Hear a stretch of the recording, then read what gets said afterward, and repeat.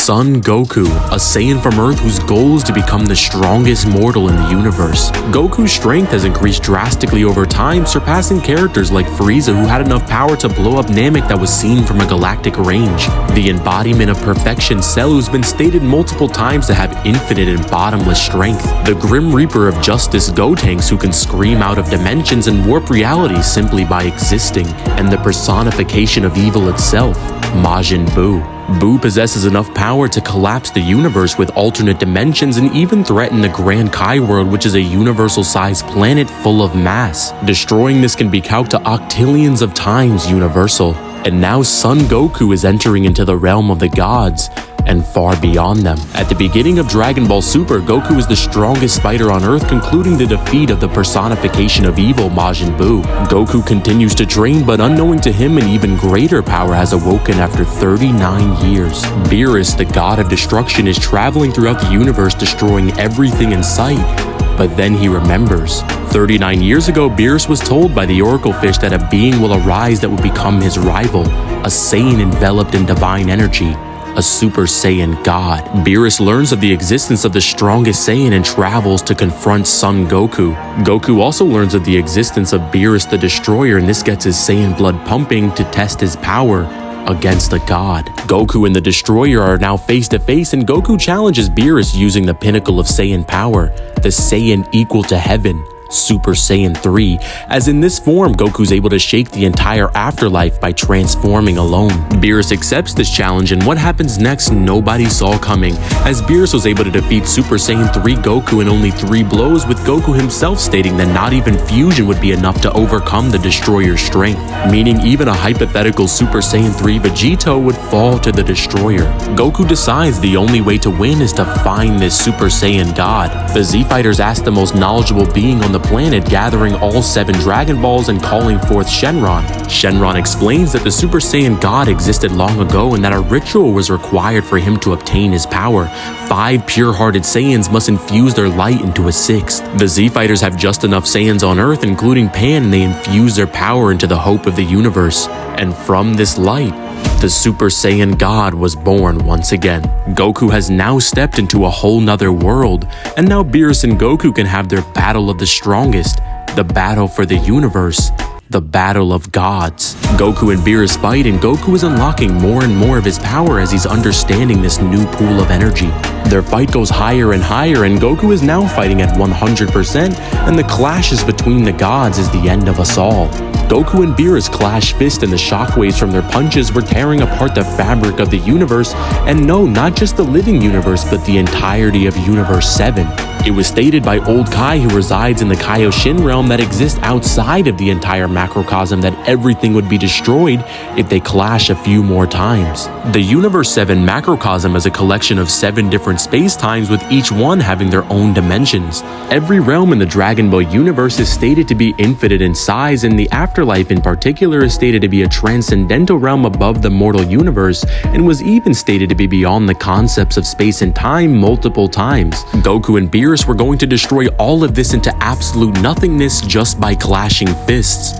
Goku figures out a way to nullify the destructive energy of the clashes and saves the entirety of Universe 7 from being destroyed. Goku later in the fight eventually loses his god form, however the divine energy has not left his body and instead infuses itself into Goku's being. Goku even demonstrates this as the most devastating attack thrown in the entire battle by Beerus that Old Kai states would destroy everything is completely annihilated by a single punch from base form Goku. Beerus informs Goku after their battle that there are other gods of destructions in other universes, which gets his Saiyan blood pumping even more as he wants to test his power into the multiverse.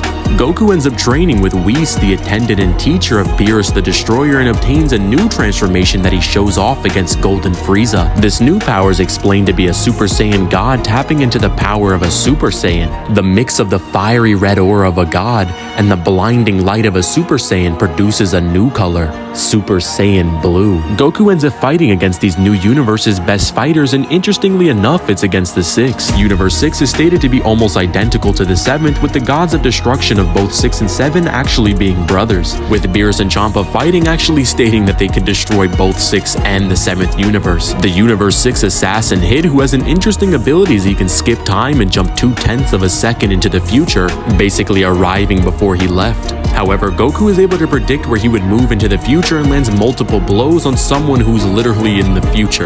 But now Goku doesn't have to guess anymore, as he pulls out an ancient technique from his past that he didn't want to use until his rematch with the Destroyer. This new ability allows Goku's strength, speed, and every other attribute he uses in a fight to double, triple, No, it's time!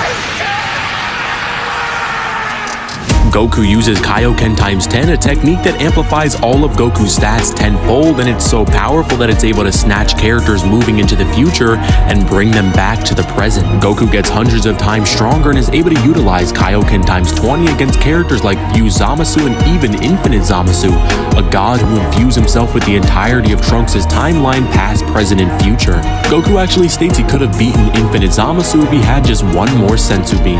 Goku's strength attracts the attention of the most powerful beings in the entire multiverse, the Omni Kings, who have the ability to wipe away any universe they want by just closing their hand.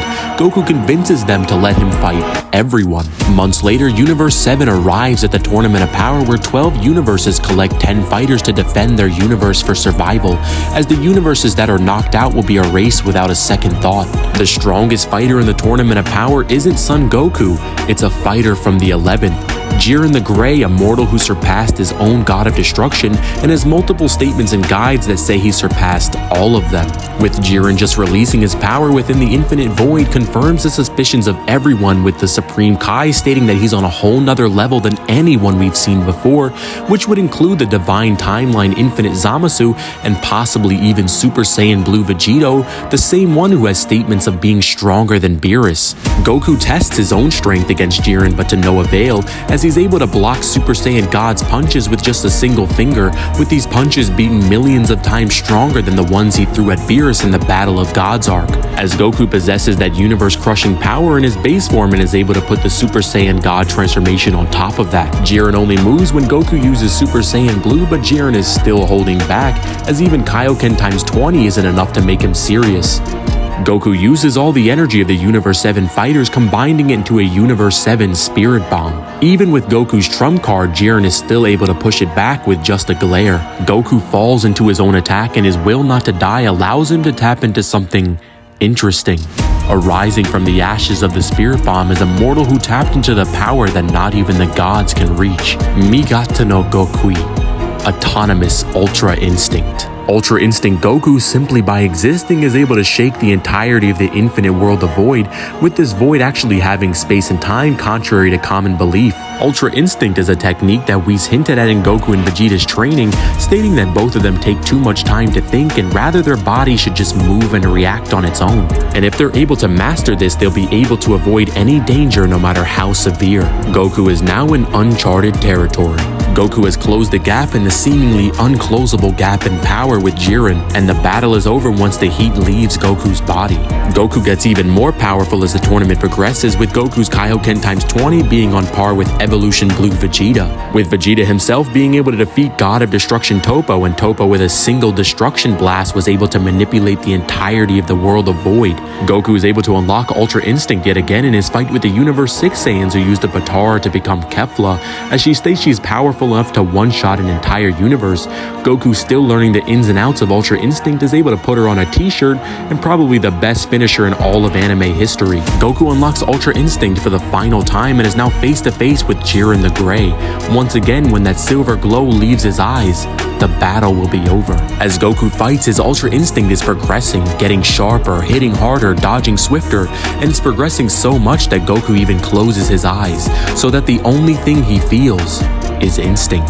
Jiren decides that this is it, and decides to send his most powerful attack, saying it's over. But that's when Goku awakens something even more terrifying, making all of the gods stand up in admiration.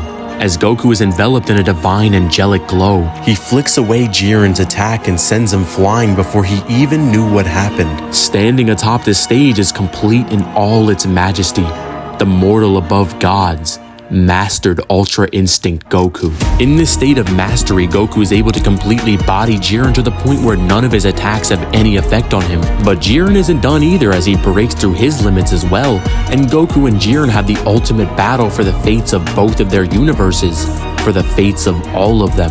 The difference between their powers is that Jiren is fighting alone and Goku is fighting for everyone, fighting for all the friends that he's made over the years, the countless battles, teachers to students, enemies to allies. He's fighting for everyone he's ever cared about. That is the difference between Jiren and the hope of the universe. Goku is able to defeat Jiren as the instinct leaves his body, standing alone as the only mortal in existence to unlock a power beyond the gods in only 45 minutes, the power of the low-class warrior, the power of Son Goku.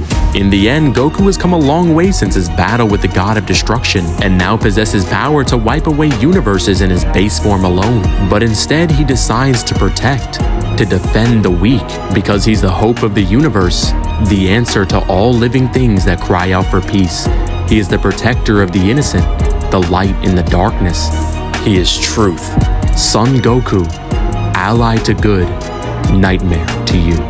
What's up, guys? It's Divine. If you guys enjoyed this video, make sure you guys like and subscribe and tell me what your favorite part was, and tell me, who do you think can defeat Son Goku?